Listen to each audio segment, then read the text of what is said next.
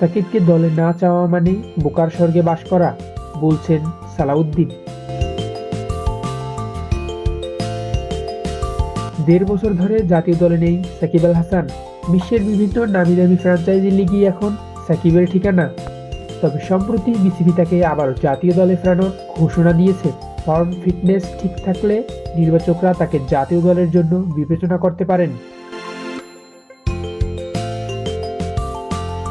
সাকিবের এক সময়ের কোচ মোহাম্মদ সালাউদ্দিন অবশ্য জাতীয় দলে এখনও সাকিবের প্রয়োজনীয়তা অনুভব করেন।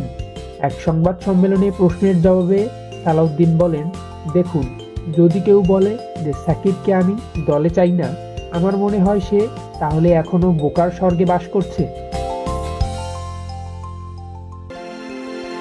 এর ব্যাখ্যা দিয়ে তিনি বলেন, সবচেয়ে বড় জিনিস হচ্ছে সাকিব থাকলে একটা দলে ভারসাম্য চলে আসে। একটা বোলার, একটা ব্যাটসম্যান, আপনি দুই দিকই পাবেন।